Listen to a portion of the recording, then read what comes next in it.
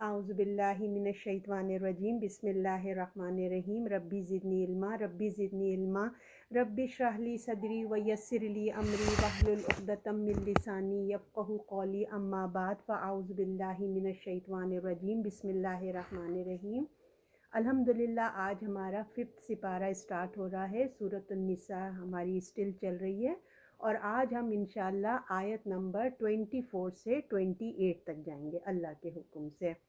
اعوذ باللہ من الشیطان الرجیم بسم اللہ الرحمن الرحیم۔ والمحصنات من النساء الا ما ملکت ایمانکم کتاب اللہ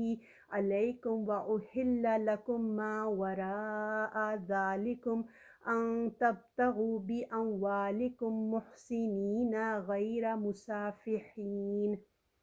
اور خاوند والی عورتیں مگر جن کے مالک تمہارے ہاتھ ہیں، حکم ہوا اللہ تم پر اور حلال تم پر سوائے ان کے اگر طلب کرو اپنے مال کے بدلے بیوی بنانے کو، نہ کہ مستی نکالنے کو۔ اللہ تعالیٰ سب سے پہلے کہنے والے کو عمل کی توفیق عطا فرمائے، اور آپ لوگوں کو بھی سن کے سمجھ کے عمل کی توفیق عطا فرمائے۔ جیسے کہ آپ لوگوں کو پتہ ہے کہ پچھلی آیات میں ہم نے سورۃ النساء کے 4 سپارے کے جب اینڈ ہو رہا تھا تو ہم سارے محرم رشتے پڑھ رہے تھے کہ کن سے نکاح ہو سکتا ہے اور کن سے نہیں ہو سکتا، ہم یہ پڑھ رہے تھے۔ تو ان میں سے لاسٹ میں ہم نے یہی پڑھا تھا کہ اگر 2 بہنیں اگر تمہارے نکاح میں آئی ہوئی ہیں تو اب ایک کو تم طلاق دے دو، ہے نا، اگر کہ یہ آیتیں آ گئیں، اور اگر اسٹل تمہارے گھر میں ہیں تو ایک کو طلاق دے دو، اور اب جو ہو چکا سو ہو چکا، اب آگے جو ہے یہ کام نہیں کرنا۔ اللہ بخشنے والا رحم کرنے والا ہے، اللہ تم کو جہالت سے نکالتا ہے، تو لہٰذا تم اس کی رحمانیت سے فائدہ اٹھاؤ، وہ بہت مہربان بخشنے والا ہے۔ تو آج کے سبق میں بھی مزید ہم تھوڑا سا اور پڑھیں گے کہ کس سے ہمارے نکاح جو ہے ہم کر سکتے ہیں اور کس سے نہیں کر سکتے ہیں۔ تو پہلی بات جو اب یہاں پہ کہا گئی ہے والمحسنات، والمحسنات وہ عورتیں ہوتی ہیں جو نکاح میں ہوتی ہیں، اور پھر جو ان کی جو پہلے سے شادی شدہ ہوتی ہیں، ایسی عورتیں بھی تم نکاح میں نہیں کر سکتے جو پہلے سے نکاح شدہ شادی شدہ ہوتی ہیں، شوہر والی ہوتی ہیں، ٹھیک ہے۔ عورت جو ہوتی ہے ایک وقت میں ایک ہی نکاح کر سکتی ہے، تو یہاں پہ وہی بتایا گیا ہے خاوند والی عورتیں، شادی والی عورتیں، اور ایکسیپشن اس کے بعد ایک یہ بتایا گیا ہے سوائے ان کے جن کے مالک تمہارے ہاتھ ہو جائیں، تم پر اللہ کا حکم ہوا تمہیں اس کے سوا سب عورتیں حلال ہیں۔ ایک تو یہ بات ہو گئی کہ بھئی جو شادی شدہ عورتیں ہیں، میاں کی جو ہوتے ہیں نا، جو اتنے سب مردوں کی جو بیویاں ہیں یہ حرام ہے۔ اس کا یہ مطلب نہیں ہے کہ ان سے پردہ نہیں ہو سکتا، پردہ اپنی جگہ ہے، وہ صرف نکاح کے لیے ان عورتوں وہ حلال نہیں ہے، کیونکہ وہ سنیں کسی کا میوٹ نہیں دبا ہوا ہے، پلیز ذرا چیک کر لیں۔ اور پھر اگر دوسری صورت یہی ہو سکتی ہے کہ اگر وہ پہلا شوہر طلاق دے دے یا وہ بیوہ ہو جائے تبھی شادی ہو سکتی ہے۔ اور ایک اور صورت اللہ نے یہ بتائے ہیں کہ جیسے یہ تو پتہ نا جہاد ہو رہے تھے، جنگ ہوتے رہتے تھے، جب جنگوں میں جایا کرتے تھے تو وہاں پہ لونڈی یعنی کہ جو عورتیں آتی تھیں جنگ و جدل میں، وہ بھی لڑنے کے لیے فائٹ کرنے کے لیے آتی تھیں، اگر مسلمان جیت جایا کرتے تھے تو ان عورتوں کو قید کر کے لے کے آ جایا کرتے تھے، تو آٹومیٹکلی جب وہ قید ہو جایا کرتی تھیں مسلمانوں کے پاس آ جائے تو آٹومیٹکلی ان کا نکاح ٹوٹ جایا کرتا تھا، کیونکہ اب ان کی نہ وہ شوہر یہاں آ سکتے ہیں نہ یہاں سے وہ عورتیں واپس جا سکتی ہیں۔ اس پہ اختلاف ہے کہ اگر میاں بیوی دونوں ساتھ آ جائیں تو کیا ہوگا، تو یہ علماء میں تھوڑا سا اختلاف ہے کہ ان کا نکاح ٹوٹتا ہے یا نہیں ٹوٹتا ہے۔ تو اس میں بھی 2 صورتیں ہو جاتی ہیں۔ دیکھیں جب یہ عورتیں آتی ہیں نا، جو قید میں آ جاتی ہیں، مسلمانوں کی قید میں آ جاتی ہیں، تو 2 صورتیں ہیں کہ ان کو جو ہے واپس بھیج دیا جائے،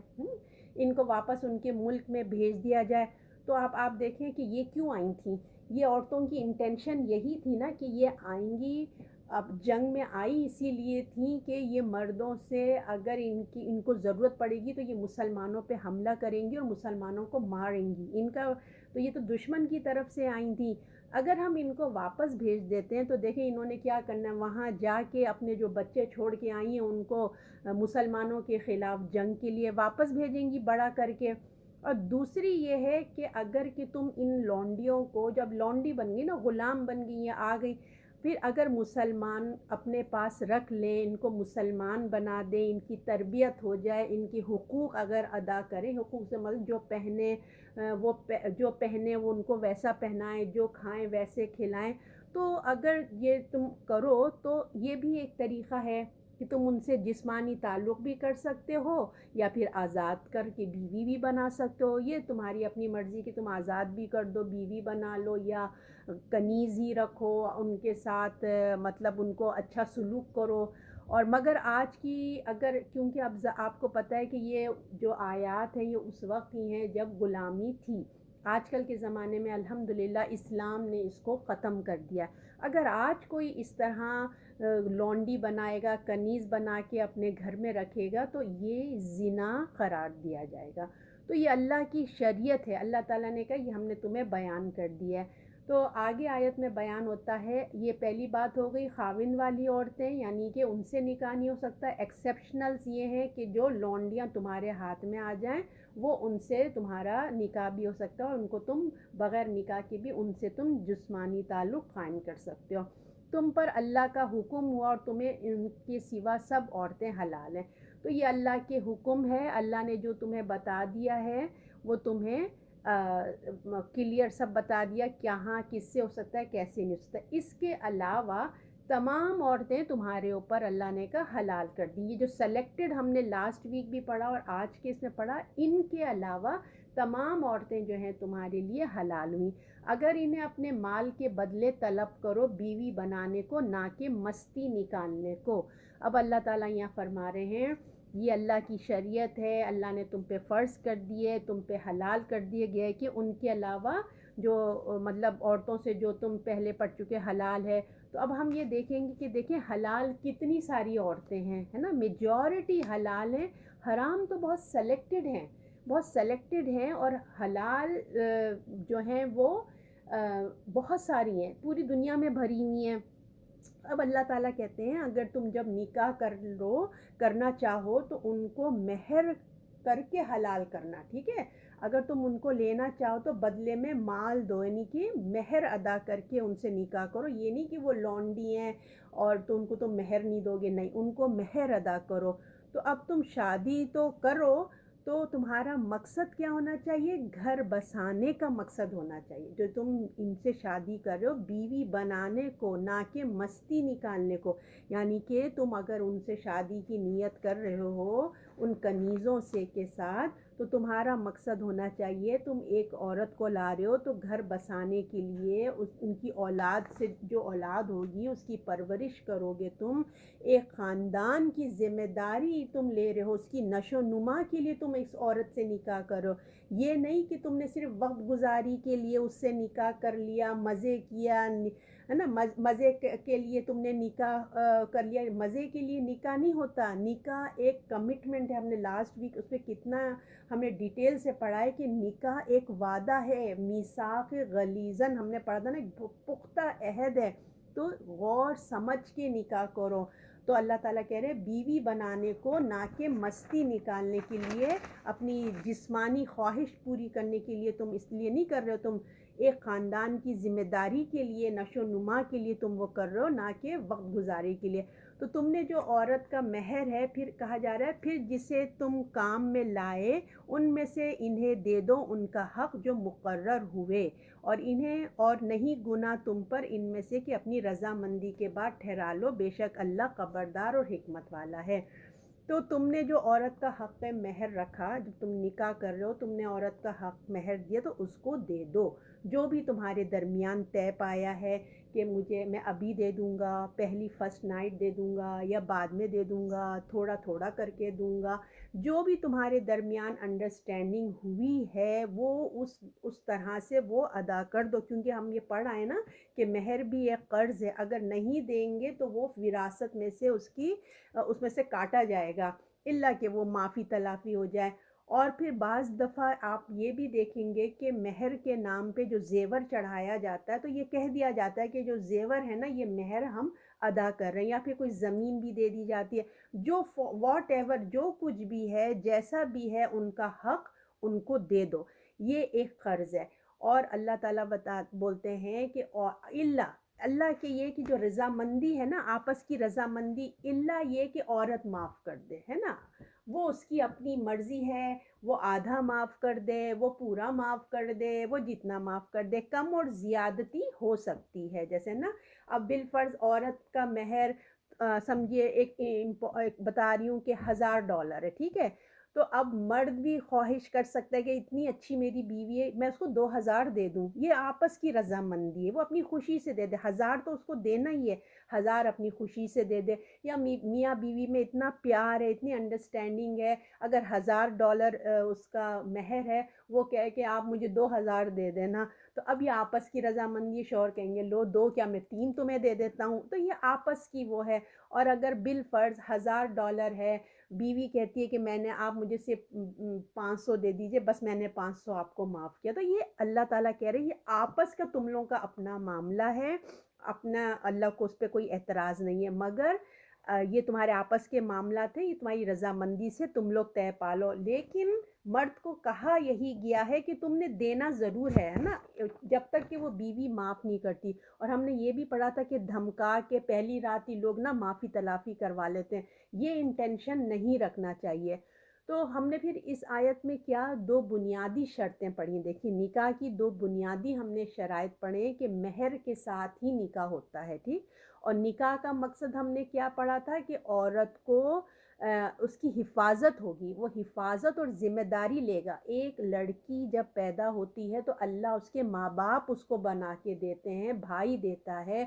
باپ دیتا ہے، وہ عورت کی پروٹیکشن ہوتے ہیں، باپ اور بھائی جو ہوتے ہیں نا وہ عورت کی، ایک لڑکی کی پروٹیکشن ہوتے ہیں، جب لڑکی کو اللہ تعالیٰ دوسرے گھر میں منتقل کرتے ہیں، وہ اپنے سسرال جاتی ہے، تو اس کی پروٹیکشن کے لیے کس کو کھڑا کر دیتا ہے؟ شوہر کو کھڑا کر دیتا ہے، وہ اس کا قوام ہوتا ہے، وہ اس کی ذمہ داری لیتا ہے، اس کی ہر خوشی کی ہر ذمہ داری، اس کا کپڑا، کھانا، اس کے دل، اس کی جذباتی خواہشات، اس کے ذہنی، سائیکالوجی، اس کی فزیکل، ہر طرح کے جذبات اور ہر طرح کی ضروریات کی وہ ذمہ داری رہتا ہے، اور اللہ نے کیا کہا تھا، یہ وقتی طور کا نہیں ہونا چاہیے، نفسانی کی تسکین نہیں ہونا چاہیے، نکاح چھپا کے نہیں ہونا چاہیے، گواہوں کے درمیان ہونا چاہیے، موجودہ ہونا چاہیے، یہ چھپ چھپ کے نکاح، آشنائی، یہ سب ایسی چیزیں نہیں ہونا چاہیے، اچھے سے سوچ سمجھ کے ذمہ داری اٹھائیں گے لڑکے،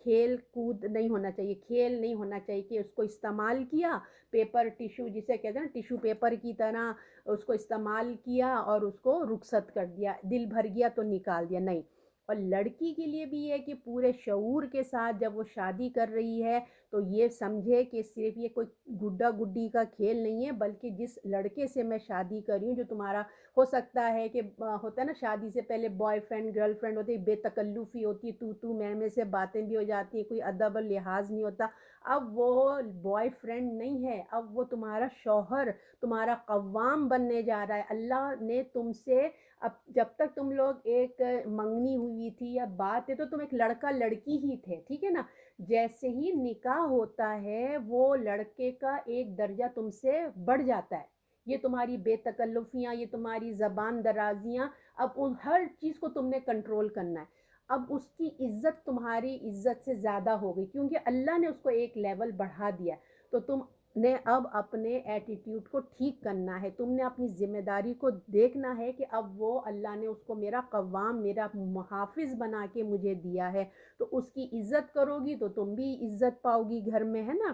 تو اللہ تعالیٰ فرماتے ہیں کہ اللہ علیم ہے، اللہ تعالیٰ جو ہیں علیم ہے، خبردار ہیں اور حکمت والے ہیں، اللہ تعالیٰ جو ہیں، آخر میں اللہ نے ان صفات، جو اللہ کی صفات ہیں، علیم اور حکمت کا ذکر ہے، قانون کی عظمت حکمت کے ساتھ اس کی امپورٹنس کے لیے ہے، جو اللہ نے اپنے ورڈ، اپنی جو صفات بتائیں کہ اس کی امپورٹنٹ بتایا گیا کہ جو میں نے رشتے قائم کیے ہیں، علم کے ساتھ کیے ہیں، حکمت کے ساتھ کیے ہیں، جس نے یہ قانون اتارا ہے اللہ رب العزت ہے، وہ پروردگار ہے، وہ علیم اور حکیم ہے، اس وجہ سے اس کی کسی حکم اور بات میں کوئی غلطی، شک شبے کی گنجائش ہی باقی نہیں رہتی ہے، وہ حکیم ہے، وہ جو ہر کام وہ اپنے علم اور حکمت کے ساتھ کرتا ہے، اور یقیناً آپ سمجھ جائیں کہ پھر اللہ تعالیٰ کس قدر علیم ہے اور کس قدر حکیم ہے کہ جو بھی وہ کرتے ہیں بہت ہی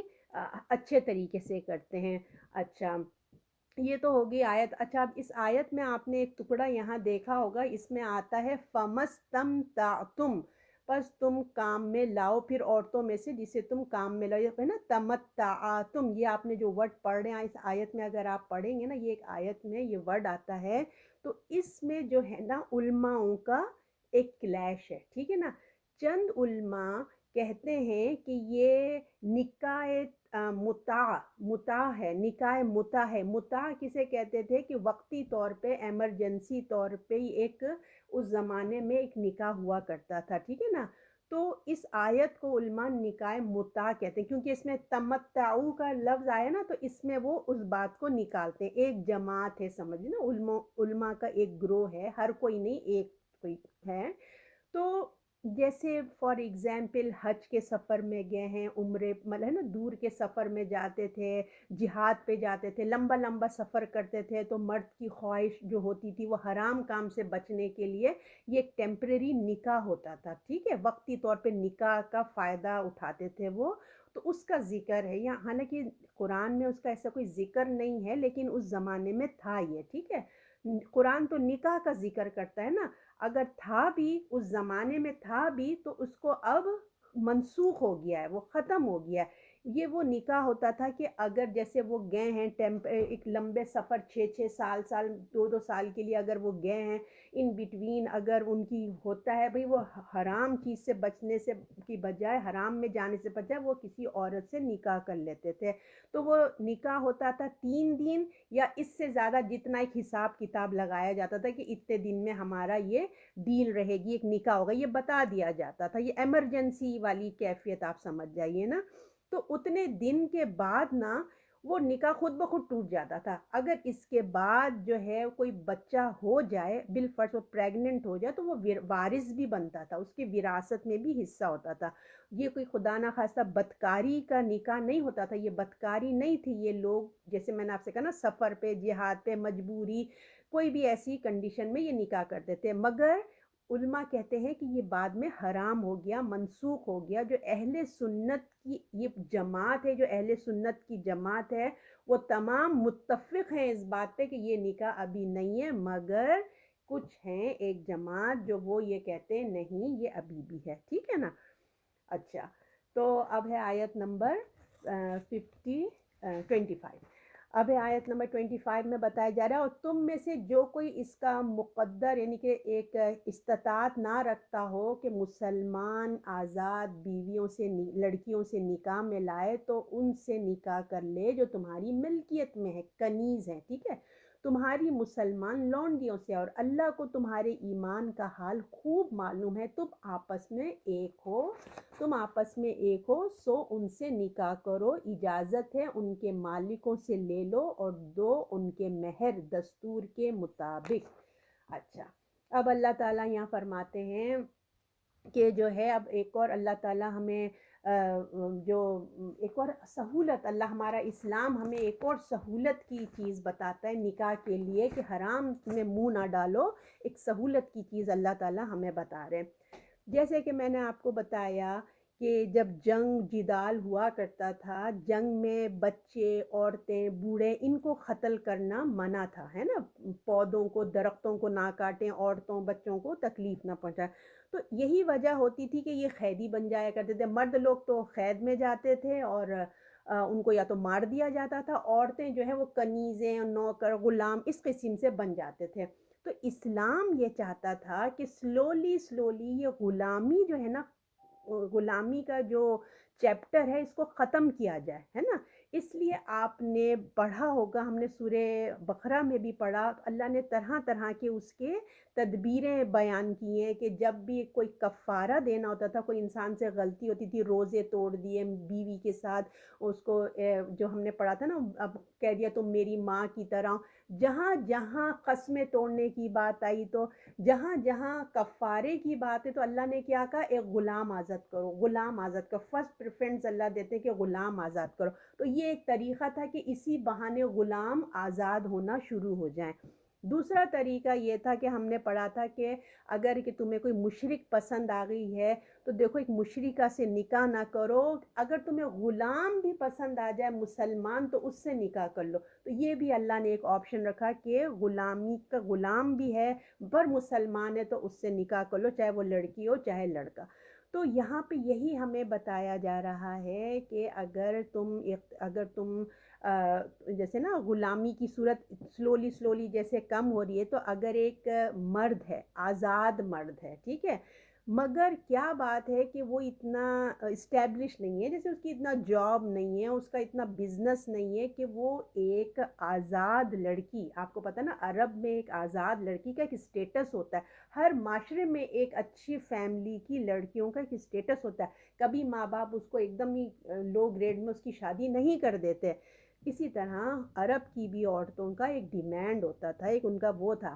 تو جو مرد وہ استطاعت نہیں رکھ سکتے ان آزاد عورتوں سے شادی کرنے کا، تو اللہ تعالیٰ نے کہا تم ایسے کرو، جو مسلمان لونڈیاں ہیں نا ان کی مالک کی اجازت سے تم ان سے نکاح کر لو۔ اس طرح سے یہ ہوگا کہ ان کو بھی ایک سہارا مل جائے گا، وہ آزاد بھی ہو جائیں گی، اور بھئی اگر وہ مالک ایسی آزاد کر دیتا ہے تو آزاد کر دے، اگر وہ کوئی قیمت لگاتا ہے تو قیمت دے دو اس کی، اور اگر کہ بالفرض بعض دفعہ ایسا بھی ہوتا ہے کہ وہ نکاح تو ہو گیا ہے مگر وہ اسٹل ان کے گھر کام کر رہی ہے، وہ اسٹل ان کے گھر مالک بن کے کام کر رہی ہوتا ہے نا، خادمہ طور پہ کام کر رہی ہے، اور ادھر اس کی بیوی بھی ہے، مگر اب وہ جو مالک ہے نا تو اس سے اب کوئی جسمانی تعلق میں نہیں سمجھتی کہ وہ ان سے کر سکنے کی اجازت ہوگی۔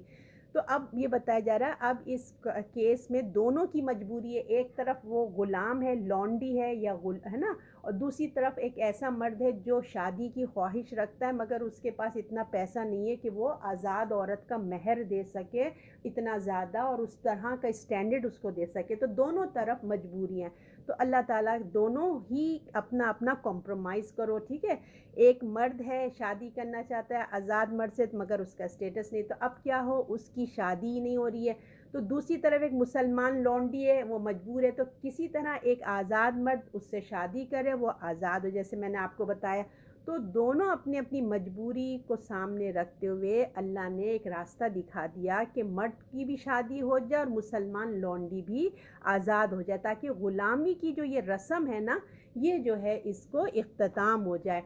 تو دیکھیں میں نے آپ کو ابھی پچھلی آیت میں بھی یہ بتایا تھا کہ یہ عورتیں کون تھیں، جو مرد جنگ میں آتی تھیں، مردوں کے ساتھ جنگوں میں آتی تھیں، مسلمانوں سے لڑنے کے لیے آتی تھیں، ان کو مارنے کے لیے آتی تھیں کہ جب ان کو موقع ملے گا وہ ماریں گی، تو ان کی بھی یہ جو نیت تو یہی ہوتی تھی نا کہ انہیں موقع ملے گا مسلمانوں کو مار دیں گی، تو جب جنگ ہوتی تھی جب یہ قیدی بن جاتی تھی حکومت کے پاس آتی تھی، یہ نہیں کہ یوں یوں اور مردوں کے پاس چلے گئی، ایسی نہیں، جب پوری عورتیں ایک جگہ جمع ہوتی تھیں تو وہ گورنمنٹ کے پاس جمع ہو جاتی تھیں، اور جو گورنمنٹ پھر وہ جس کو دینا چاہتی تھی یہ کنیزیں ان کو وہ ان کے مالک بنا دیتی تھی، ان کا نکاح کرتے تھے غلام یا کسی یا خود بخود ہی جو بھی تھا وہ کرتے تھے۔ تو لونڈی ہر کوئی، مطلب آپ یہ مت سمجھیں کہ اگر یہ لونڈیاں آتی تھیں تو ہر کوئی بڑی خوبصورت حسین ہوتی تھی، ایسا نہیں تھا، وہ ہر طرح کی ہوتی تھی، جوان بھی ہوتی تھیں، بوڑھی بھی ہوتی تھیں، ادھیڑ عمر بھی ہوتی تھیں، خوبصورت بھی ہوتی تھیں، بالکل ہی گئی گزری بھی ہوتی تھیں، ہر طرح کا وہ تھا، ٹھیک ہے نا، کمبینیشن تھا۔ تو اللہ کے رسول کا حکم ہے کہ مطلب جب بھی اگر تمہاری لونڈی یا غلام تمہارے آئے تو جو تم کھاؤ انہیں کھلاؤ، جو تم پہنو انہیں پہناؤ، تو اللہ تعالیٰ ہمیں حکم دیتا ہے کہ لونڈیوں کے ساتھ اچھا سلوک کرو۔ تو اب اللہ تعالیٰ ہم کو یہی بتاتا ہے کہ تمہارے اب یہ بتاؤ کہ ملکے تمہارے اچھا، اور اللہ کو تمہارے ایمان کا حال خوب معلوم ہے۔ اب یہاں بتا رہے کہ یہ مت سمجھو کہ اگر ایک لونڈی ہے کنیز ہے تو اس کو تم کمتر نہیں سمجھنا، اللہ دلوں کے حال خوب واقف ہو سکتا ہے کہ ایک لونڈی کا ایمان ایک آزاد عورت کے مقابلے میں کتنا گناہ ہے، بظاہر وہ ایک لونڈی ہے، بظاہر تمہیں محسوس ہو رہا ہے، لیکن کیا پتہ کہ جو آزاد عورت ہے اس کا ایمان کا لیول کچھ بھی نہ ہو جو ایک لونڈی کے اسٹینڈرڈ کا ہے۔ ایمان ایسی چیز ہے دیکھیے کہ صرف یہ اللہ اس کا حال جانتا ہے، کوئی نہیں جانتا، صرف اللہ کو پتہ ہے کہ اس کا میجرمنٹ کیا ہے ایمان کا، کس کے اندر کتنا ایمان ہے، اس کے علاوہ کوئی دوسرا ٹھیک اندازہ نہیں کر سکتا۔ لہٰذا اگر تم نکاح کر رہے ہو تو ایسی لونڈی کی نظر انداز مت کرو کہ وہ تو لونڈی ہے، نہیں، اس کا ہو سکتا ہے کہ ایمان کا لیول بہت اچھا ہو تو وہ بھی دیکھ لو۔ مسلمان کو توجہ دلائی گئی ہے کہ عزت اور احترام کی بنیاد کیا ہونی چاہیے، ایمان اور اسلام ہونی چاہیے، ٹھیک ہے نا۔ تو جس طرح تم آزاد مسلمان عورت کی، اسی طرح کا ایمان کی ویلیو ایک غلام کی بھی ہے، اس کو کنڈم نہیں کرو، ایمان کو سامنے رکھ کر نکاح کرو۔ ایک عورت یا مرد اگر کسی نے اس کو غلام بنا لیا ہے، کسی نے اس کو خرید لیا ہے، تو دنیا کے حساب سے وہ کمتر ہو گئی ہے نا، ایک اسٹیٹس اس کا وقتی طور پہ بدل گیا ہے، یہ انسان ہونے کے لحاظ سے بھی کمتر ہو گئی ہے نا، یہ کمتر نہیں ہو گئی ہے۔ ایسا نہیں ہے کہ تم مطلب یہ کہ ایک اگر بیچاری کوئی کہیں سے کڈنیپ ہو گئی، کہیں بک گئی، اب وہ ایک حالات کی وجہ سے ہو گئی نا، تم اس کو ایک دم سے ڈی گریڈ نہیں کرو۔ آگے اللہ تعالیٰ کہتے ہیں کہ تم آپس میں ایک ہو، یاد رکھو تم آپس میں ایک ہو، سو ان سے نکاح کرو، اجازت ان کے مالک سے لے لو۔ تم لوگ جو ہو نا، اللہ تعالیٰ کہہ رہے ہیں تم لوگ ایک ہی ہو، تم سب ایک آدم کی اور حوا کی اولاد ہو۔ غلام ہونا یہ ان کی ایک وقتی حالت ہے جو حالات نے ان کو پیدا کر دیا ہے، اور وہ بھی وقت کے ساتھ ختم ہو جائے گا، مگر انسان ہونے کے ناطے وہ تمہارے برابر ہیں، ان میں تم فرق مت کرو، ٹھیک ہے۔ پھر سو ان سے نکاح کر لو، اجازت لے لو ان کے مالک سے، اور دو ان کا مہر، ٹھیک ہے۔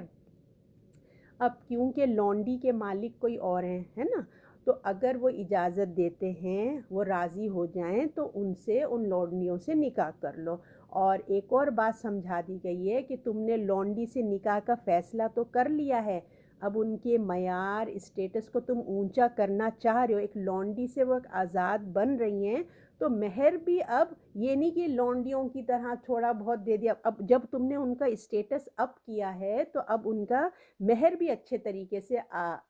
سے آزاد عورت کی طرح دو۔ یہ مت سوچنا کہ یہ تو لونڈی ہے، کم تر ہے، جیسے تیسے ادا کر دو، نہیں، اچھے طریقے سے، احسن طریقے سے، جو تمہاری استطاعت میں ہے، اپنی حیثیت کے مطابق یہ کام کر دو۔ اور پھر اور بات کہا گئی ہے، اور دو ان کے مہر دستور کے مطابق، قید میں آنے والیاں، نہ مستی نکالنے والیاں، نہ چھپی یاریاں کرنے والیاں۔ پھر وہ جب آ چکے تو اگر کرے بے حیائی تو ان پر آدھی سزا ہے، اور جو بیویاں ہیں عذاب ہے۔ اچھا،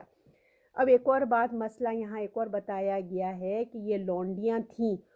جی، جب لونڈیاں تھیں، ان کی دیکھیے تو تم ان کی کوئی حفاظت کرنے والا تو نہیں تھا نا، نہ ان کی کوئی تربیت ہوئی ہے، نہ ان کے اوپر کوئی بھائی تھا، نہ ان کا باپ تھا، نہ ان کے پر ماں تھی جو بچوں کی لڑکیوں کی یا لڑکوں کی تربیت کرتا، ایسے ہی ہے نا، وہ بچیاں بیچاریاں کڈنیپ ہوئیں، ادھر سے ادھر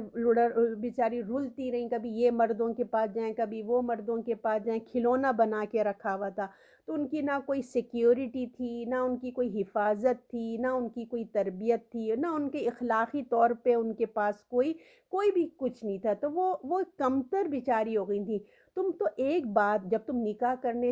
جا رہے ہو تو تم ایک بات کو دیکھو کہ نکاح تو تم کر رہے ہو، وہ لونڈی کس مزاج کی ہے،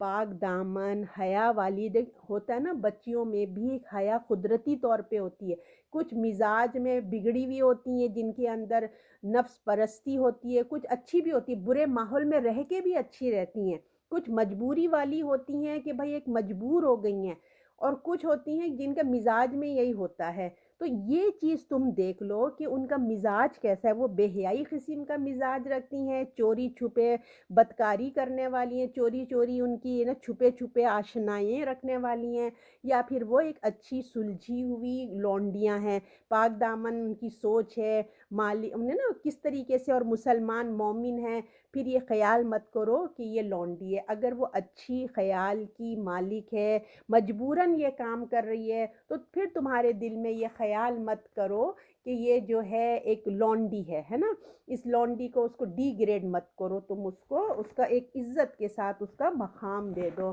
تو ایک اور ان کے بارے میں بات سمجھائی دی گئی کہ اگر وہ اگر وہ لونڈیاں پاک دامن نہیں ہیں اور ان سے نکاح ہو گیا، ٹھیک ہے نا، اب بالفرض تم نے نکاح کر لیا مگر وہ پاک دامن نہیں ہے، یہی جو باتیں کہی گئی ہیں نا کہ وہ بے حیائی ہے،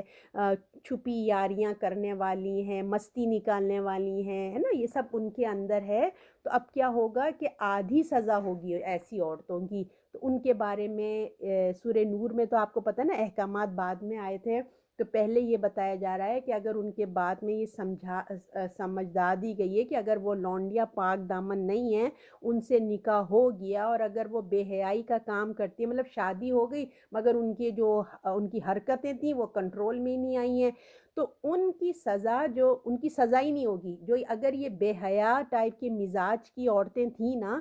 تو میں نے آپ کو جیسے بتایا نا ان کی کوئی تربیت ہی نہیں تھی، پہلے تم کو نکاح سے پہلے دیکھنا چاہیے تھا کہ ان کے مزاج کیسے ہیں، اب تم ایسی عورت سے شادی کر کے لے آئے، ان کی اداؤں پہ تم مر مٹے مگر ان کی حرکتیں جو ہیں وہ ویسی کی ویسی ہیں، تو پھر ایسی عورتوں کو سزا نہیں دی جائے گی، ان کو تنبیہ کی جائے گی، وارننگ کی جائے گی، کیونکہ اب میں نے آپ سے کہا نا ان کی کوئی تربیت ہی نہیں تھی، وہ تو ماحول ہی میں ہی ایسی رہ رہی تھیں۔ اور آپ کو پتہ ہے نا جو مشرکین مکہ کے لوگ تھے، جب وہ اپنی کنیزوں لونڈیوں کو رکھتے تھے نا، تو وہ اس سے نا پیسہ بھی کماتے تھے، وہ دوسروں کے پاس بھیج کے پیسہ بھی کمایا کرتے تھے، تو ان کے گھروں میں تو اس لیے اللہ تعالیٰ کہہ رہے ہیں کہ اگر کہ وہ بے حیائی والا مزاج رکھتی ہیں اور تم نے کسی مسٹیک سے ان سے نکاح کر لیا یا تمہیں پسند آ گئی ان کی ادائیں، اور جب گھر آئیں تو پتہ چلا کہ ان کے رنگ ڈھنگی عجیب ہیں، اگر وہ بے حیائی کا مرتکب ہوتی ہیں تو ان کو سزا نہیں دے گی بلکہ تنبیہ ہوگی، ان کو تھوڑی کچھ بھی جو بھی اس حکومت یا اس وقت کے لوگ جو بھی کریں گے وہ ہوگا۔ دوسری سچویشن یہ ہے کہ تم نے دیکھا اچھی لڑکی ہے، اچھی پاک دامن بھی ہے، تربیت یافتہ بھی ہے، تم بھی اپنے گھر میں لائے، اس کی تربیت کی، تم نے اس کو اچھا پیار دیا، اس کو سمجھایا، اچھے برے کی تمیز سکھائی، مگر پھر بھی اس نے وہ کام کر دیا، بے حیائی والا کام کر دیا ہے نا، غلط کام کر دیا، تو اس کی سزا آدھی ہوگی۔ یعنی کہ سورہ نور میں کیا آتا ہے کہ جو غیر شادی شدہ ہیں ان کی سزا کیا ہوگی، 100 کوڑے ہوں گے، 100 کوڑے ہوں گے، تو ان کو جو ہے 50 کوڑے پڑے جائیں گے، تو ان کی سزا آدھی ہوگی۔ کیوں آدھی ہوگی؟ اس لیے کہ کیونکہ یہ ماحول سے ایسے آئی ہیں، کیونکہ ان کی تھوڑی تربیت کی کوشش کی گئی تھی مگر پھر بھی ان کے اندر ایک غلطی ہو گئی، اور سزا دینے سے پہلے یہ دیکھا جائے گا کہ کن حالات میں وہ رہی ہے، کیا ماحول میں رہی ہے، کتنی حفاظت اس کو ملی ہے، اور وہ پاگل جس ذہنی طور پہ کچھ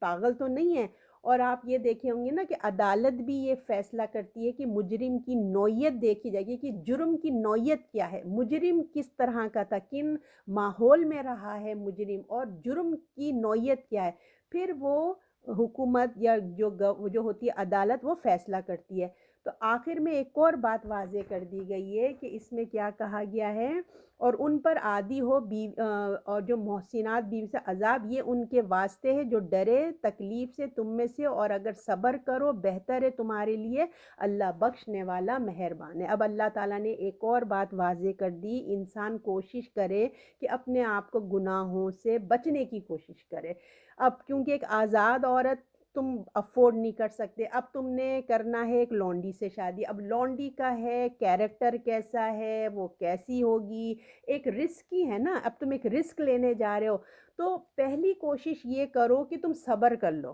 اگر صبر کر سکتے ہو تو بہت اچھی بات ہے، ایسا نہ ہو کہ شادی کے بعد تم ایسی عورت کو لے کے آگے پھر ایک خاندانی مسئلہ چلے، وہ اگر اچھی کیریکٹر کی نہیں ہے، بچے ہو گئے، پھر ایک مسئلے مسائل پیدا ہوں گے، تو یہ نکاح اس وقت لڑکی کی جیسے مسئلے مسائل سے بچنے سے بہتر ہے کہ اگر تم اپنے آپ میں صبر کر سکتے ہو، ہے نا، اگر تم کر سکتے ہو تو کر لو، اگر تمہیں ڈر ہے کہ نہیں میں گناہ میں مبتلا ہو جاؤں گا، میں شیطان مجھے ورغلا دے گا، میں کوئی خدا نہ خواستہ زنا کر بیٹھوں گا، تو بھائی رسک لے لو تم، اگر کہ تم صبر کر سکتے ہو تو اللہ نے آپشن دیا ہے کہ تم صبر کر لو، یہ تمہارے لیے بہتر ہے، اور اللہ بخشنے والا مہربان ہے، اللہ تعالیٰ کہہ رہے ہیں، پھر اللہ تعالیٰ بھی مغفرت کریں گے، بخشنے والے ہیں۔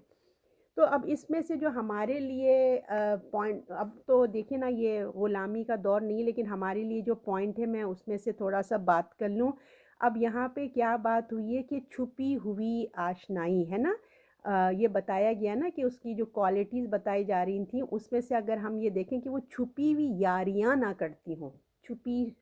یعنی کہ آج کے دور میں ہم دیکھیں گے تو اس کو کیا بولا جائے گا چھپی ہوئی کو، یعنی کہ گرل فرینڈ بوائے فرینڈ، چھپی ہوئی یا نا چھپی ہوئی دوستیاں سمجھ لیجیے نا، چاہے وہ مرد عورت کر رہے ہوں، چاہے لڑکا لڑکی کر رہے ہو، شادی کے بعد کر رہے ہو، شادی سے پہلے کر رہے ہیں۔ لونڈی کنیز سے نکاح کا تصور نہیں تھا تو اسلام نے اس کی اجازت دی تھی، وہ تو ہم نے پڑھ لیا، ٹھیک ہے۔ نکاح کے بغیر اسلام میں لڑکا لڑکی کی دوستی کا کوئی تصور نہیں ہے۔ دیکھیں ایک غلام عورتوں کے لیے بھی یہ بتایا جا رہا ہے کہ ان کے اندر دیکھ لو، یہ نہیں کہ تم سے نکاح کر لیں اور پیچھے پیچھے جو ہے نا وہ کسی اور سے ڈیٹنگ کر رہی ہوں، ہے نا، اچھا سے اس کا دیکھ لو۔ پھر تو یہ تو کنیزوں کے بارے میں بات ہے، پھر جو آزاد عورتیں ہیں ان کے بارے میں کیا ہوگا؟ ہمارے دین میں کوئی تصور نہیں ہے کہ ہم چھپی آشنائیاں کریں۔ اب یہ جو منگنی ہو جاتی ہے، یہ منگیتر بن جاتے ہیں، یا شادی کے لیے لڑکا لڑکی ایک دوسرے کو دیکھتے ہیں تو ان سے اتنے سالوں تک ان سے باتیں ہی انٹرویو ہی ہوتے رہتے ہیں، ہے نا، تو یہ تمام چیزیں ہمارے اسلام میں کوئی پسندیدہ چیزیں ہیں ہی نہیں۔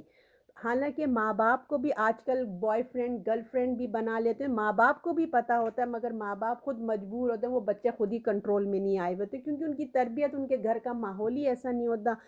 تو ان کی مطلب کچھ تو شیطان، آپ بتائیے جب یہ لڑکا لڑکی رات رات بھر ٹیلی فونوں پہ باتیں کرتے ہوں گے تو کس حد تک شیطان ان کو لے جاتا ہوگا باتوں میں؟ عمل تو بعد میں ہوتا ہے نا، تو یہ باتوں میں ہی کتنی، آپ کو پتہ ہے زبان کا زنا، کانوں کا زنا، کس قسم کی وہ باتیں کرتے ہوں گے۔ حد جیسے جیسے کھلتے جاتے ہیں، باتیں زیادہ ہوتی جاتی ہیں تو یقیناً پھر وہ حد کراس ہوتی ہوگی۔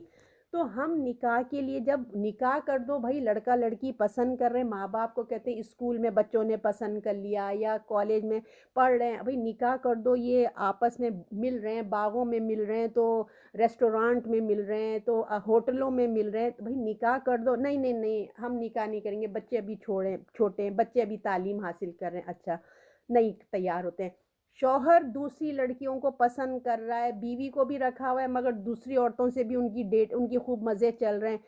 بیوی کبھی یہ پسند نہیں کرے گی کہ بھائی جائز طریقے سے تم نکاح کر لو، نہیں، وہ اس کو برداشت نہیں ہے، مگر وہ چھپی آشنائیاں، وہ زنا وہ کر لے، وہ اس کو برداشت ہے کہ بھائی مرد ہے نا، مرد تو یہ سب کچھ کرتے ہی ہیں، مردوں کو سب آزادی ہے، وہ شراب بھی پی لیں، وہ عورتوں کے پاس چل جائیں، مگر یہ ہے کہ وہ نکاح نہ کریں، وہ خاندان میں بدنامی ہو جائے گی۔ یہ بدنامی نہیں ہے، مگر اس بدنامی کو وہ لوگ کو ان کو وہ نہیں پتہ۔ تو ہمارے دین میں یہ سب کچھ چیزیں جائز نہیں ہیں۔ اللہ تعالیٰ کہتا ہے نکاح کر دو، ہے نا، اور تو دیکھیں تو میں تو سمجھتی ہوں کہ سیل فون جب سے آئے ہیں اور بھی زیادہ یہ چیزیں جو ہیں نا بہت زیادہ اور زیادہ برائیوں میں آ گئی۔ پہلے تو گھر میں فون ہوتا تھا، ایک جگہ رکھا ہوتا تھا، گھنٹی بجتی تھی تو پورے گھر میں پتہ چل جاتا تھا، سب کا فوکس ہوتا تھا فون پہ، کون بات کر رہا ہے کیا ہے۔ ایک ہی لائن ہوتی تھی، ایک ہی فون لگاتا تھا، اگر دوسرا فون ہو تو اماں سن بھی لیتی تھی تو پکڑے جاتے تھے، وہیں پہ ہی ڈانٹ ہو جاتی تھی۔ اب تو ہاتھوں میں ہوتا ہے، کس سے بات کر رہے ہیں، کیا کر رہے ہیں، اگر جھوٹ بھی بول دیں تو ہم کچھ نہیں کر سکتے۔ تو اللہ تعالیٰ ہم سب بچے بچیوں کو، ہم سب کو اپنی حفاظت میں رکھے۔ آیت نمبر 26 ہے، اور اللہ چاہتا ہے کہ تمہارے واسطے بیان کرے، تمہارے پہلوؤں کی راہ پہ چلائے اور تمہیں معاف کرے، اور اللہ جاننے والا حکمت والا ہے۔ اب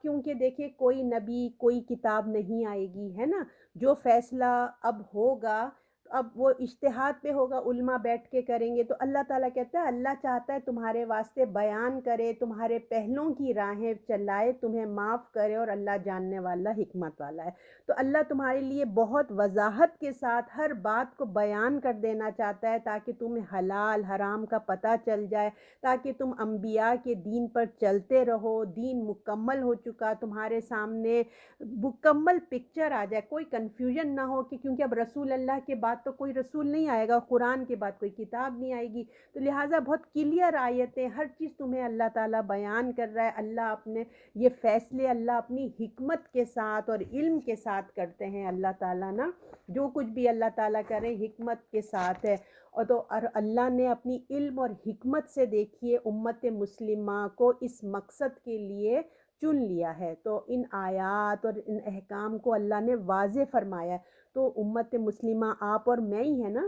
تو انبیاء کے دین کو اہل کتاب اور مشرکین آپ سب جانتے ہیں کہ کس طرح سے انہوں نے لاسٹ کر دیا، اپنی اپنی کتابیں بدل دی، وہ دین کچھ کا کچھ بنا دیا۔ تو اللہ تعالیٰ تمہیں ہدایت، اللہ تعالیٰ تمہیں کھول کھول کے بیان کر رہا ہے، بخشی ہے، ہمیں امت مسلمہ بنایا ہے، رسول آئے ہیں، قرآن آیا ہے، تاکہ تم اللہ کی طرف سے شکر گزار بن جاؤ، تاکہ تم پر اللہ کی رحمت کی نظر اللہ نے ہم پہ فرمائی ہے امت مسلمہ میں۔ اور آخری رسول جو ہیں اب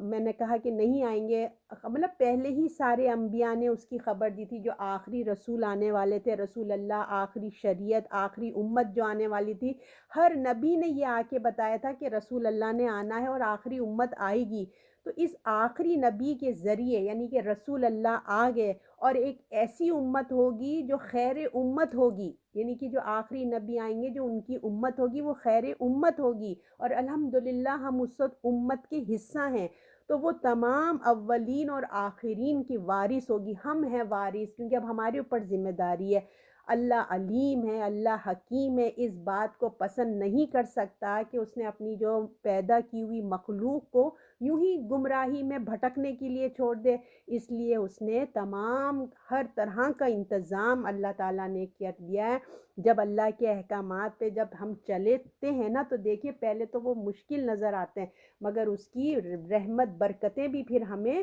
نظر آتی ہیں۔ آیت نمبر 27 ہے، اللہ چاہتا ہے کہ تم پر متوجہ ہو، اور وہ لوگ جو اپنے مزوں کے پیچھے لگے ہیں چاہتے ہیں کہ تم پر راہ سے تمہیں پھیر لے جائیں۔ تو اب یہاں پہ بتایا جا رہا ہے کہ دیکھو اللہ تو تمہارے لیے آسانی چاہتا ہے، اللہ تمہارے لیے تو مشکلیں دور کرنا چاہتا ہے، تمہارے لیے نا تم کو فیسلٹیز دینا چاہتا ہے، مگر جو لوگ ہیں ہے نا اللہ تم پر رحمت شفقت کرنا چاہتا ہے، رحمت سے نوازنا چاہتا ہے، مگر جن کے دل میں تیڑ ہے نا، وہ تمہارے لیے کوئی نہ کوئی ایسا عمل کام کرتے ہیں تاکہ تم کو پریشان کریں، یعنی کہ مسلمانوں کے درمیان وسوسہ اور ہر طرح کی آپ باتیں پڑھ کے آئی ہیں، تاکہ تمہارے اندر ایسے شکوک و شبہ پیدا کریں اور تم اپنے دین سے دور ہو جاؤ۔ اور جب تمہارے لیے یہ چیزیں اللہ تعالیٰ بیان کرتے ہیں نا اور اللہ چاہتا ہے کہ تم پر متوجہ ہو، وہ لوگ جو اپنے مزوں کے پیچھے لگیں چاہتے ہیں کہ تم راہ سے دور ہو جاؤ۔ جب نبی آئے، نبی نے تمہارے سامنے دین پیش کیا اور حقیقتیں سامنے آئیں، کھل کے آئیں، تو جو لوگ پہلے سے ان کو فالو کر رہے تھے بدعات اور غلط رسمیں، ان لوگوں نے تو ان کا ایک بزنس بنا ہوا تھا، وہ تو انہوں نے شور مچانا شروع کر دیا، یہ نیا دین آ گیا، یہ کون سے نبی آ گئے، یہ کیسی کیسی باتیں آ گئی ہیں، پریشان کرنے لگ گئے ہیں، اور کہتے ہیں کہ یہ تو نیا دین لے کے آ گئے، یہ کون سا دین ہے، اور وہ تمہیں اس رحمت سے محروم کر دینا چاہتے ہیں، وہ تمہیں اس رحمت سے چھین لینا چاہتے ہیں، تاکہ جو انہوں نے اپنا دین گھڑ کے رکھا ہوا ہے نا بس وہ چاہتے ہیں کہ اسی پہ ہی وہ رہیں۔ تو اللہ تعالیٰ ہمیں کھول کھول کے بیان کرتا ہے کہ دیکھو اس طریقے کا نہیں ہے، میں تو تمہارے لیے آسانی چاہتا ہوں تاکہ تم اچھے طریقے سے اس پہ فالو کر سکو۔ اگر ہم آج کی مغرب میں دیکھیں، جو مغرب کی سوسائٹی ہو گئی ہے، جو اتنا ماڈرن ہو چکے ہیں، اپنے دین کو انہوں نے چھوڑ دیا ہے، بظاہر یہ بہت ایڈوانس ہو گئے ہیں، بہت پڑھے لکھے ہو گئے ہیں، یہ لوگ ہے نا بہت پڑھے لکھے، ان کے اندر بہت خوشحالی آ گئی، فراوانی آ گئی، مگر آپ دیکھیں نا تو ان کے اندر اس کی خوشی کوئی نہیں ہے، ان کا فیملی سسٹم بالکل ختم ہوتا جا رہا ہے نا۔ جو یہ لوگ چاہتے ہی نہیں کہ مسلمانوں کا بھی فیملی سسٹم ہو، اور آپ دیکھیے مسلمانوں کو اللہ نے خوشی بھی دی ہے، خوشحالی بھی دی ہے، دونوں چیزیں دی ہیں۔ ہمارا دین ہم کو کتنی چیزیں، ماں باپ کا عزت احترام بتاتا ہے، بچوں کی حفاظت بتاتا ہے، ان کی تربیت بتاتا ہے، ایک فیملی سسٹم اللہ نے ہمیں دیا ہے، جو معاشرے کے کمزور طبقے ہیں، یتیم، غلام، غریب، مسکین، سب کی فلاح بہبود خدمت کے کام ہمیں بتاتا ہے۔ اس سے ہم کو کیا ہوتا ہے، دل کی خوشی ملتی ہے جب ہم ان کی خدمت کرتے ہیں۔ اور مردوں کو بھی حکم ہے کہ یتیم بیوہ کی مدد کیا جائے، ہے نا۔ مردوں کو کہا اگر تم دیکھو تو ان سے نکاح کر لو، ضرورت ہے تو ان بچوں کو سہارا بن جاؤ۔ ماں باپ کی خدمت، بہن بھائی، رحم کے رشتوں کا کتنا، جوائنٹ فیملی کتنا، دیکھیے جب ہمارے یہاں ایک جوائنٹ فیملی ہوتی ہے، ماں باپ، بہن بھائی، سسرال میں بچیاں رہتی ہیں، تو جو بچے ہوتے ہیں نا وہ کتنا اس سے ذمہ داری، خدمت، برداشت پیدا ہو جاتی ہے۔ ہمارے جوائنٹ سسٹم میں جب بچے رہتے ہیں نا، ان کے اندر خود غرضی نہیں ہوتی، ان کے اندر برداشت پیدا ہوتی ہے، رشتے نبھانا جانتے ہیں، مشکل وقت میں ایک دوسرے کے کام آنا جانتے ہیں۔ اور اب جتنا ہم لوگ الگ الگ ویسٹرنائز ہوتے جا رہے ہیں، مغرب کے دور پہ جا رہے ہیں، تو دیکھیے ہم لوگ انڈیپینڈنٹ ہوتے جا رہے ہیں، سب کا اپنا اپنا کمرہ ہوتا ہے بچوں کا۔ بچوں میں وہ برداشت نہیں ہے، بچوں میں وہ پیار نہیں ہے نا، بچوں میں وہ چیز نہیں ہے جو ہونی چاہیے۔ ہر ایک اپنا کمرہ، ہمیں اپنا پرائیویسی چاہیے، ہمیں اپنا کمرہ چاہیے۔ اور جو ہے آپ دیکھیں کہ پہلے پھپھی بھی ساتھ سو رہی ہیں، خالہ بھی ساتھ سو رہی ہیں، بچے خوش ہوتے تھے کہ ہمارے گھر میں نانا نانی آ رہے ہیں، پھپھی آ رہی ہیں، اپنا بیڈ میں کہتے تھے ہمارے ساتھ سو جائیں۔ اب ہوتا ہے کہ بھئی کب جائیں گی یہ، کب جائیں گی، ہمیں ہمارا کمرہ چاہیے۔ وہ بالکل وہ سسٹم بدلتا چلا گیا۔ ہماری جو محبتیں، ہماری جو برداشت، ہماری جو فیملی ویلیوز تھی نا، یہ ویسٹرنائز ہوتے ہوتے ہم بھی جو ہے نا خود غرض ہمارے بچے ہوتے چلے جا رہے ہیں۔ اور پھر ہر چیز، کسی چیز میں شیئرنگ کرنا نہیں جانتے ہیں۔ ہمارے کلچر میں آپ دیکھیے ماں باپ، بہن بھائی، خاندان والوں کو کتنا رکھ رکھاؤ، رشتے نبھانا ہمارے اندر ہوتا تھا نا۔ اور اب جب دور دور الگ الگ فیملی ہو گئی تو وہ بچے بھی نہیں جانتے وہ اس ملک میں رہ رہے ہیں، یہ اس ملک میں، نہ نانی کو جانے، نہ دادی کو جانے، نہ پھپھی کو، نہ خالہ کو، وہ اپنی دنیا میں بڑے ہو رہے ہیں۔ تو بالکل ہی الگ ایک سسٹم ہوتا چلا جا رہا ہے نا۔ اور ہماری فیملیز میں دیکھیے کتنا ماں باپ کو اپنے گھر میں رکھنا، اولڈ ہاؤسز کا کوئی تصور نہیں، یہاں کی دنیا کی ایک الگ زندگی۔ تو ہمارے معاشرے میں جو دین ہمیں سکھاتا ہے، ماں باپ کی محبت، شفقت، سب کچھ جو ہمیں سکھاتا ہے نا، وہ ہم نے خود اپنے ہاتھوں سے ہم چھوڑ رہے ہیں۔ تو اللہ تعالیٰ کہتا ہے کہ اللہ چاہتا ہے تم پر متوجہ ہو وہ لوگ جو اپنے مزوں کے پیچھے لگے، یعنی کہ اپنے نفس، اپنی آزادی، اپنی چیزوں میں جو وہ ہیں، جب مسلمانوں کو دیکھتے ہیں کہ وہ اتنا خوشحال ہیں، ان کی پیار و محبت ان کی فیملی میں اتنا ہے، یہ کیوں اتنے اچھے ہیں؟ ہمارا فیملی سسٹم ٹوٹ کے بکھر رہا ہے، نہ کوئی گھر ہے، نہ بچے ہیں، جس کو دیکھو طلاق یافتہ بوائے فرینڈ گرل فرینڈ ہے، جہاں شادی کرتے ہیں وہ ٹوٹ جاتے ہیں۔ یہ مسلمانوں کے گھر کیوں آباد ہوتے ہیں؟ ان کے بچے کیوں اتنے ماں باپ کی پروٹیکشن میں بڑے ہوتے ہیں؟ ان کے اندر بھی ایسی باتیں ڈالو، ایسی جیلسی ان کے اندر ہے کہ کیوں مسلمان خوش ہیں، تو وہ سب کچھ توڑ کے بکھر دینا چاہتے ہیں۔ تو اللہ ہمیں کہتے ہیں کہ دیکھو وہ لوگ جو اپنے مزوں کے پیچھے لگے چاہتے ہیں، تمہاری راہ سے تمہیں دور پھینک دینا چاہتے ہیں، ان کی حسد میں، تمہارے دین میں بھی تم کو دور کر دینا چاہتے ہیں، تاکہ تم دین سے بھی دور ہو جاؤ اور دنیا کے بھی کچھ نہ رہو۔ اب آیت نمبر 28، یہ لاسٹ ہے۔ اور اللہ چاہتا ہے کہ تم سے بوجھ ہلکا کرے، انسان بہت کمزور بنایا گیا ہے۔ اب اللہ تو چاہتا ہے کہ تم پر احکام ہلکے کر دے، کیونکہ ان کے دیکھیں جب ایک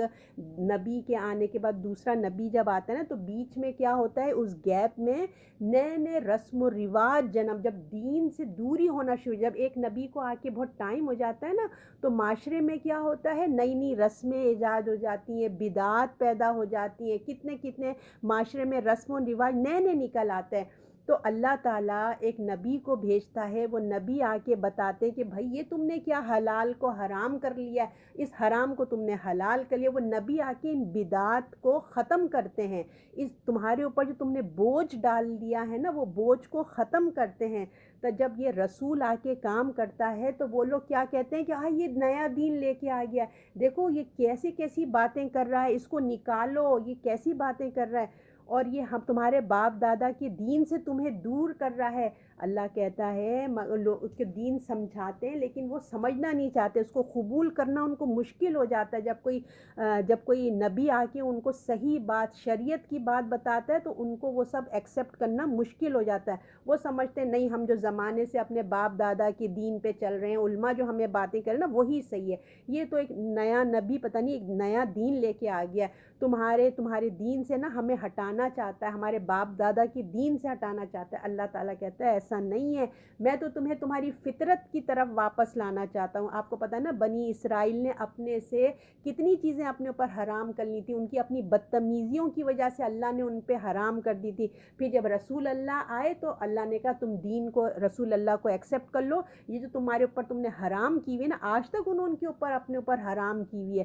ونس تم اسلام کے اندر آ جاؤ سب تمہاری یہ پریشانیاں دور ہو جائیں گی جو تم نے اپنے اوپر خود ساختہ، تم نے اپنے اوپر مصیبتیں ڈال لی ہیں۔ اللہ تعالیٰ نے انسان کو نا جس فطرت پہ پیدا کیا ہے، انسان ایک اپنے اوپر غیر ضروری بدعات اور اپنے اوپر بوجھ ڈال دیا ہے۔ اللہ تعالیٰ کہتا ہے کہ تم ایک کمزور ہو، تمہاری فطرت یہ سب سہا نہیں سکتی، تم پھر کیا کہتے ہیں اصل کو چھوڑ کے تم غلط چیزوں پہ چلے جاتے ہو۔ تو جو تم کو اللہ آسانی دے رہا ہے وہ آسانی لے لو، اس کا یہ مقصد نہیں ہے کہ تم کو مشکل میں ڈالے، بلکہ اللہ چاہتا ہے کہ تمہارے اندر آسانی پیدا کرے۔ تو اللہ تعالیٰ آپ کو مجھے واقعی آسانی لینے والا بنائے اور صحیح دین پہ چلنے والا بنائے۔ اور آپ یہ دیکھیں کہ اب ہم اس پہ تھوڑا سا غور کر لیتے ہیں کہ پابندیوں کے اوپر تھوڑی بات کر لیتے ہیں کہ جو اللہ تعالیٰ کہہ رہے ہیں نا تم لوگ اپنے آپ کو مشکل میں ڈال رہے ہو، زبردستی حلال کو حرام کرتے ہو۔ تو دیکھیے آج کے زمانے میں جو حد سے بڑھ گئے ہیں نا، جو شریعت کی پابندی نہیں کرنا چاہتے، جو ایتھیس بنتے جا رہے ہیں، دین کو چھوڑتے جاتے ہیں، کیا کہتے ہیں کہ بھائی یہ کیا ہے، یہ کرو یہ نہیں کرو، ایسا پہنو ایسا نہیں پہنو، یہ نہ کھاؤ وہ نہ کھاؤ۔ ہم تو ایک ہے نا ذہنی مریض بنتے جا رہے ہیں، یہ نہ کرو، یہ ہماری آزادی کو تم لوگ چھین رہے ہو، ہے نا۔ وہ کیا کہتے ہیں، ہم کسی کے پابند نہیں ہونا چاہتے، جبکہ اللہ کے احکام میں،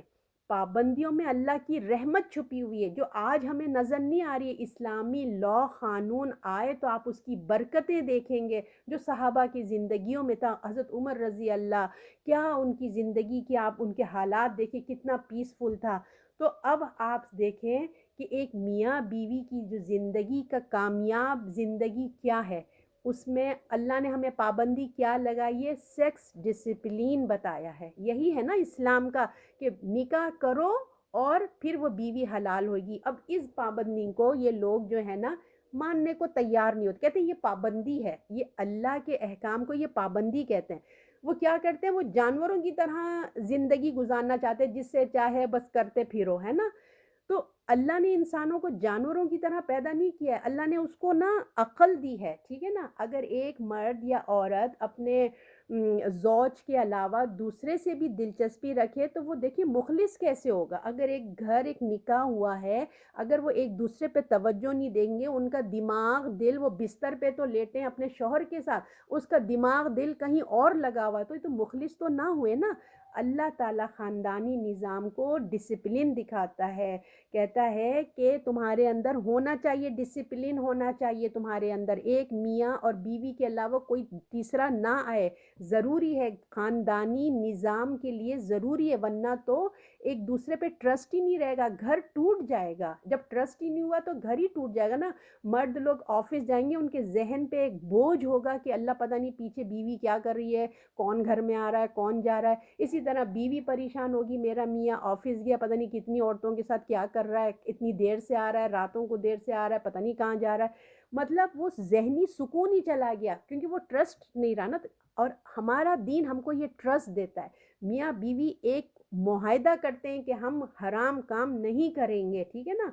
تو اگر ایک ڈس بیلنس ہو جائے نا تو یہ دیکھیے رشتہ کمزور ہو جائے گا، اگر اس قسم کی گندگیاں آ جائے تو یہ رشتہ نا کمزور ہو جاتا ہے۔ اور اس ڈسپلین کو اللہ حجاب بولتا ہے۔ حجاب جو ہوتا ہے نا، اللہ نے کہا ہے کہ یہ پردہ، یہ حجاب، یہ شریعت کی پابندیاں اسی کی دائرے میں، سرکل میں گھومتی ہیں کہ اللہ تعالیٰ جو کہتے ہیں نا بد نظری نہ کرو، اپنی نگاہوں کی حفاظت کرو، صرف یہ نہیں کہ عورتوں کو گندی نگاہ سے نہ دیکھو، یہ تو اپنی جگہ ہے، لوگوں کی نعمتوں کو نہ دیکھو، اپنے کام سے کام رکھو نا، لوگوں کی نعمتوں کو کیوں تم دیکھ رہے ہو، نظر لگا رہے ہو، حسد کر رہے ہو، پھر تمہارے اندر کیا ہوگا، حرام حلال کی تمیز ہی ختم ہو جائے گی، اپنے آپ سے کام رکھو، لوگوں کی چیزوں پہ آنکھیں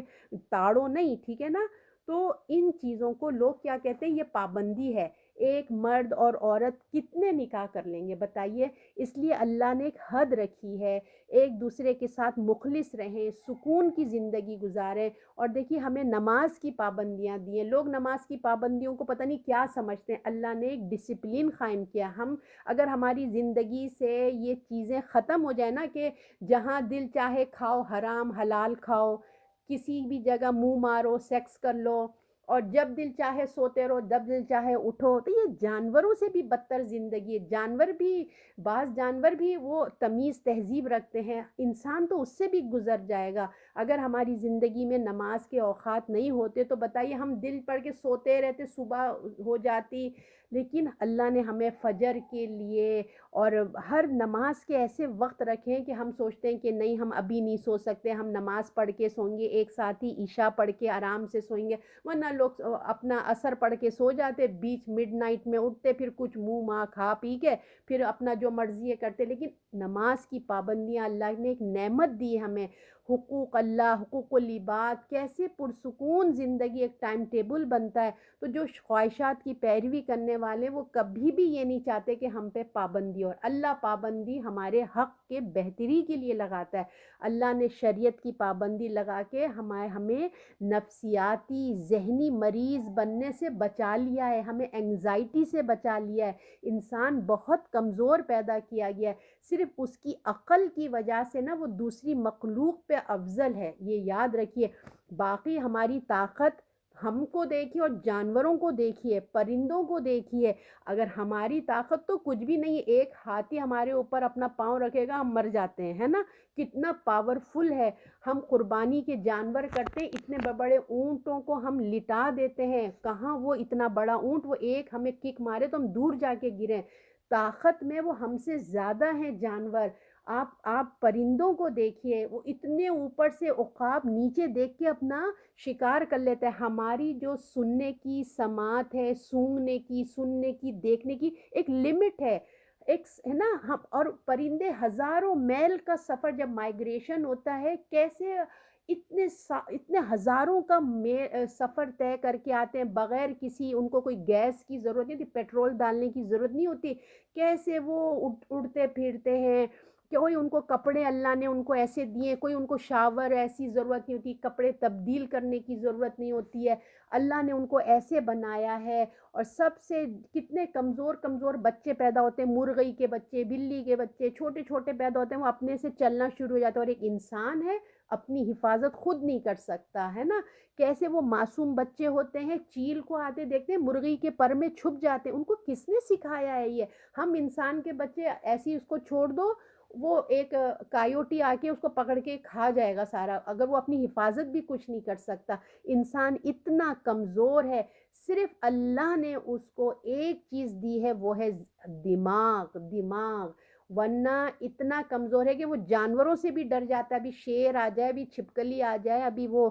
کوئی سانپ نکل آئے، ہم لوگ کی جان نکل جاتی ہے۔ صرف انسان نے اگر کنٹرول کیا ہے نا، تو اللہ نے جو اس کو شاہکار بنایا ہے وہ ہے اس کا دماغ، وہ علم جو اس کو اللہ نے، اس کی زبان جو اس کو دی نا، اس وجہ سے وہ کنٹرول کرتا ہے، جانوروں کا شکار کرتا ہے۔ اگر اتنی عقل جانوروں میں آ جائے نا جو اللہ نے انسان کو دی، تو ایک انسان کو بھی وہ باقی نہیں چھوڑیں گے۔ انسان صرف اپنی عقل پہ چل رہا ہے، ورنہ انسان بہت کمزور ہے۔ تو اللہ تعالیٰ کہتے ہیں اے انسان تم اپنی اوقات کو پہچانو، تم کچھ بھی نہیں ہو، تم اپنی پیدائش دیکھو، گندے پانی سے پیدا ہوئے ہو، اور تمہارا آخر بھی کیا ہے، بالکل بے جان ہو کے پڑ جاتے ہو، تمہاری روح نکل جاتی ہے، تو کوئی حقیقت نہیں ہے تمہاری۔